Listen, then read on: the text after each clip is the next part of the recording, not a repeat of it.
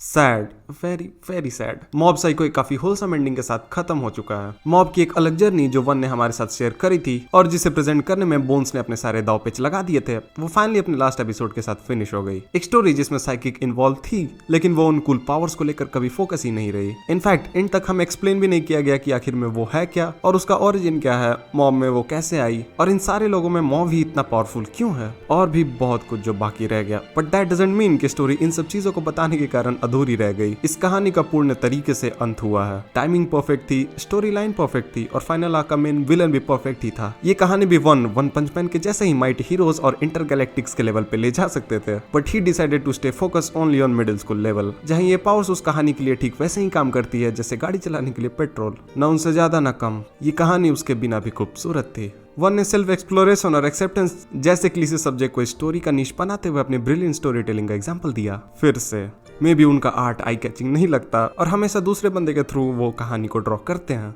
जो दिखाता है कैसे वो खुद सोसाइटी की इन हाई जजिंग बाउंडेशन से हटकर वो करना चाहते हैं जिसमें वो बेस्ट हैं, story telling. He accepted like he was and focused on the part where he can win the game of life. I personally admire him for the work he has done, which is delivering two of my most favorite stories of all time.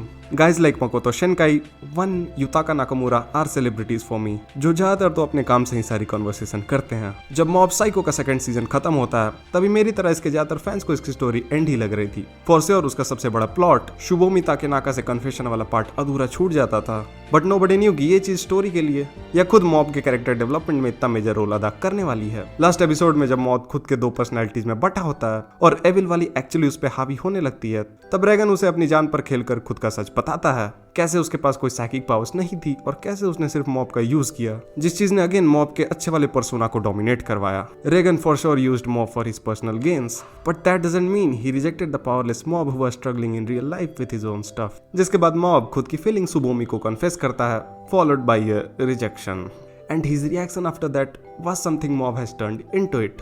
Self acceptance इस story की हमेशा से core रही है, चाहे वो किसी भी कैरेक्टर के लिए हो। Dimple accepted his true self, Reigen did the same, so is Ritsu and तेरुकी।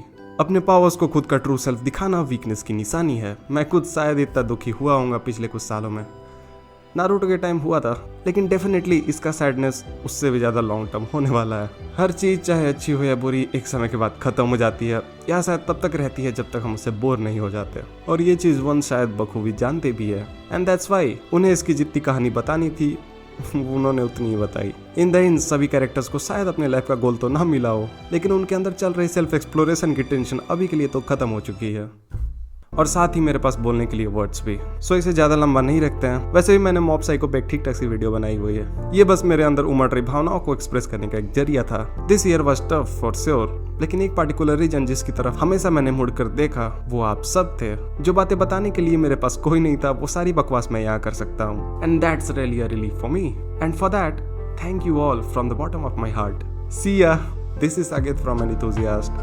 Peace out.